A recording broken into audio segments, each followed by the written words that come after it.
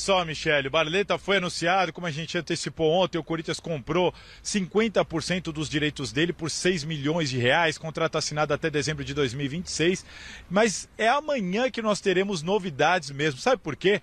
Porque amanhã, às 10 horas da manhã, nossa equipe entrará no CT Joaquim Grava. Treino aberto, Michele. Poderemos acompanhar o trabalho do Fernando Lázaro no CT Joaquim Grava. Depois disso, entrevista coletiva com o Barleta. Mas a gente já tem um spoiler aqui e dele falando sobre a posição que ele joga. Vamos ouvir. No começo da minha carreira, quando eu comecei na base, eu era lateral esquerdo, então eu tenho um pouco do cacuete de marcação, mas ao longo do tempo eu fui indo para frente e acabei virando ponta direita.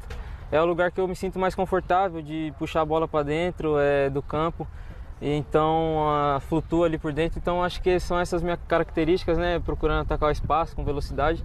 Então é ali que eu me sinto à vontade. Várias partidas no São Bernardo. Se ele chegar com essa mesma mentalidade no Corinthians, ele vai jogar. E tem mais. É corintiano, tá realizando o sonho dele, do pai. Claro que no futebol tem o profissionalismo, né, Miller?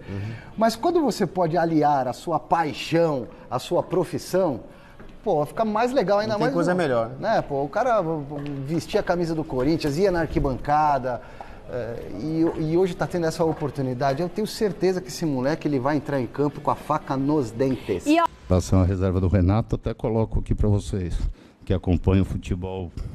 Acho que até mais do que eu. Se vocês tiverem alguma sugestão de nome, que jogue, que o Renato jogue, e que seja viável, dá uma ligada, vocês ligam direto, liga também para dar estoque. Tá? Mas a gente está trabalhando atrás disso, está procurando. O que a gente puder fazer, a gente vai fazer.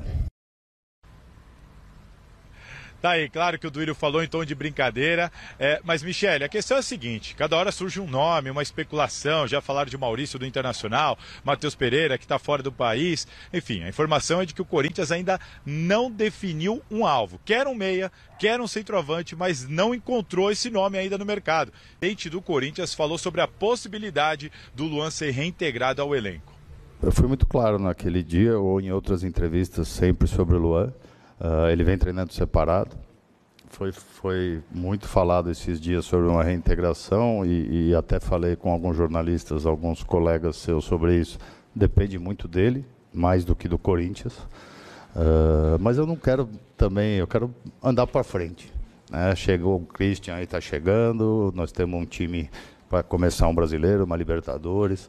Então, o Luan depende dele, depende do que vai acontecer no dia a dia. Ele é atleta do Corinthians, tem contrato até o fim do ano, não chegaram propostas.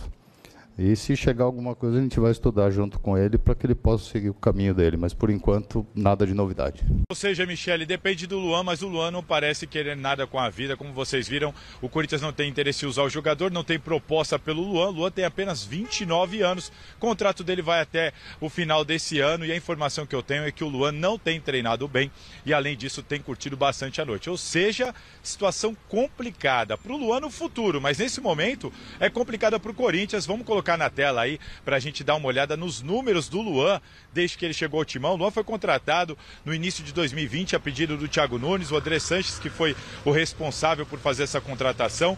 O Corinthians investiu quase 29 milhões de reais para adquirir 50% dos direitos econômicos do Luan. Contrato de 4 anos, nesse período o Luan fez 78 jogos, só 9 gols, e o custo total da operação, se a gente pensar aí até dezembro desse ano, que é quando vai se encerrar o contrato, somando salário, 13º, investimento para contratação, a gente está falando aí de um investimento superior a 70 milhões de reais. Tudo isso para ter um retorno financeiro de zero, né? Luan não vai ser vendido, não vai ser comprado por ninguém. Então o Corinthians vai investir aí 70 milhões ao longo desses 4 anos, não vai ter nenhum retorno financeiro e nenhum retorno no campo.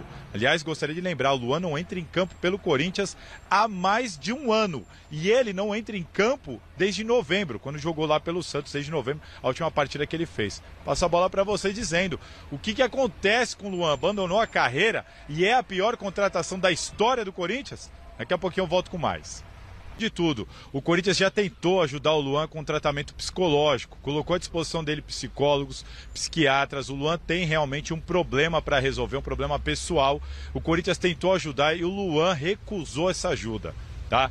Inclusive essa informação foi revelada pelo Dr. Joaquim Grava, que foi outro que tentou ajudar o Luan, mas o Luan recusou essa ajuda. Recentemente o Giuliano, também numa entrevista, falou que tentou se aproximar do Luan, mas o Luan não se permitiu. Então, assim, essa ajuda o Corinthians já tentou, e não só como clube e instituição. Algumas pessoas em volta do Luan também, mas o Luan preferiu se manter afastado. Segundo ponto, o Corinthians já pensou nisso que você sugeriu, Michele, buscou informações jurídicas para encontrar uma maneira de rescindir o contrato com o Luan, e não conseguiu. A conclusão dos advogados é que o Luan cumpre as obrigações dele. As obrigações dele, ele vai lá treinar, ele aparece no horário, ele não é obrigado a jogar. Então, se ele está indo treinar, assim como o clube também não é obrigado a colocar ele para treinar com o elenco.